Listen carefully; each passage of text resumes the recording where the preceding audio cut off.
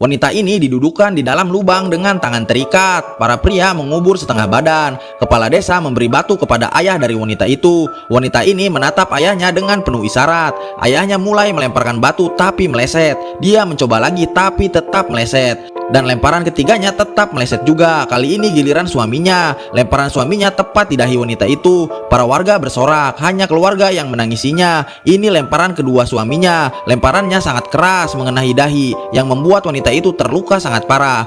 Wanita ini hanya bisa menangis. Sekarang giliran sang kiai. Wanita itu sampai terdorong ke belakang. Kedua anaknya dengan terpaksa melempar ibunya dengan batu. Mereka sangat terpukul. Sekarang seluruh warga melempar batu ke arah wanita itu secara bertubi-tubi hingga wanita itu tidak bergerak lagi untuk selamanya.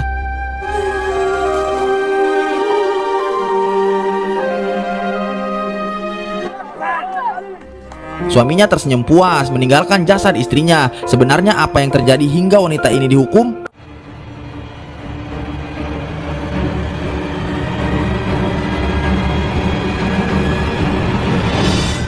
Sungguh malang nasib wanita ini. Dia harus dihukum karena fitnah dari orang yang dia sayangi.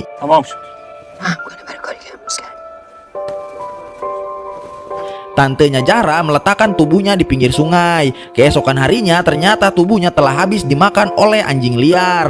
Dengan hati yang hancur, Zahra mengumpulkan tulang belulang saudaranya itu, lalu mencucinya di sungai. Dia mengubur sisa tulang itu dengan penuh kesedihan. Besok hari seorang jurnalis luar negeri berhenti di desanya karena mobilnya mogok. Jurnalis itu menunggu di kafe sampai mobilnya selesai diperbaiki. Zahra diam-diam melemparkan bungkusan pada pria itu lalu pergi. Pria itu membukanya, ternyata itu sebuah peta alamat dan jari kelingking manusia. Karena penasaran, pria itu mendatangi alamat sesuai peta tadi. Dia sampai di rumah Zahra. Zahra meminta ceritanya untuk direkam dan disebarluaskan. Zahra mulai bercerita tentang Soraya saudaranya yang difitnah suaminya sendiri hingga dihukum rajam. Pria ini mengatur rencana agar bisa menikah lagi. Dia ingin menceraikan istrinya untuk bisa menikahi gadis usia 14 tahun, anak dari narapidana yang akan dihukum mati. Pria ini bernama Ali, seorang sipir penjara. Dia bisa menyelamatkan ayah gadis itu dengan imbalan bisa menikahi anak gadisnya. Dia mendatangi Mullah Hasan, seorang alim ulama, untuk meminta bantuannya guna membujuk Soraya agar mau bercerai. Ali mengancam Mullah Hasan akan membongkar masa lalunya yang mantan penjahat di depan seluruh warga jika dia tidak mau membantu. Hasan menemui Soraya dan menyampaikan maksud Ali yang ingin bercerai tanpa menanggung hidup Soraya dan keempat anaknya. Soraya langsung menolak. Ali langsung pulang ke rumah dan langsung menampar Soraya yang tidak mau menerima tawarannya. Soraya membawa dua putrinya menginap di rumah bibinya yaitu Zahra. Dia menceritakan rencana Ali dan perlakuan Ali kepadanya. Memiliki anak kecil dan tidak punya penghasilan membuat Soraya memilih bertahan. Ali kembali mengatur rencana. Dia menyuruh Soraya bekerja di rumah tetangganya Hasim. Tanpa ada curiga, Soraya bekerja di sana demi biaya untuk anak-anaknya dan perceraiannya nanti. Ali mengajak Mullah Hasan untuk menghasut kepala desa. Ali mengatakan Soraya telah berzina dengan Hasim. Apakah kepala desa akan percaya begitu saja?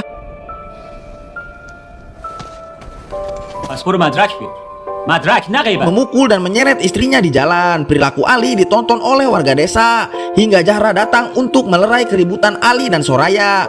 Kepala desa datang ke rumah Zahra. Di depan kepala desa, Ali langsung menuduh istrinya telah berkhianat. Soraya diminta untuk membuktikan kalau dirinya tidak bersalah. Di desa ini suara wanita tidak dihargai. Jadi Soraya yang dituduh, dia juga yang harus memberikan bukti kalau dia tidak bersalah. Sudah dipastikan wanita selalu salah di desa ini. Tiba-tiba Hasim didatangkan oleh Ali sebagai saksi. Hasim yang telah diancam akan dibunuh, mau tidak mau Hasim membenarkan apa yang dituduhkan. Kepala desa dan keluarga Soraya berkumpul. Akhirnya mereka sepakat menjatuhkan hukuman rajam pada Soraya.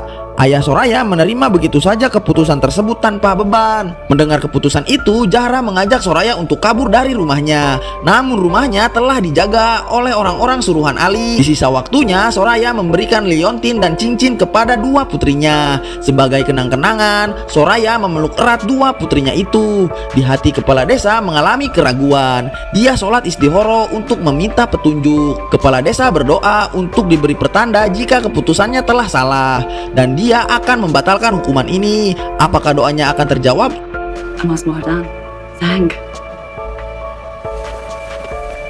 Petunjuk pertama Allah untuk kepala desa, di tengah pidato tiba-tiba datang rombongan sirkus yang memotong ceramah Mullah Hasan.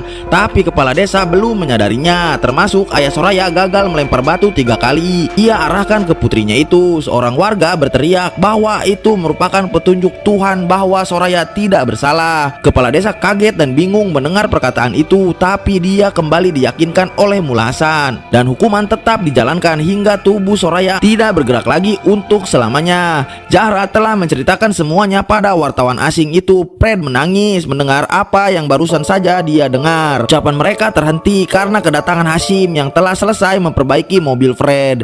Di tengah jalan, Zahra dan Fred berpapasan dengan Ali dan Mullah Hasan. Mereka mendengar percakapan bahwa Ali tidak jadi menikahi gadis 14 tahun itu karena ayahnya keburu dihukum mati. Otomatis Hashim marah dan langsung membuka kebohongan Mullah Hasan dan Ali di depan kepala desa. Kepala desa sangat marah karena merasa dimanfaatkan oleh Mullah Hasan dan Ali. Namun Mullah Hasan mengatakan kepala desa juga ikut andil atas keputusan hukuman itu.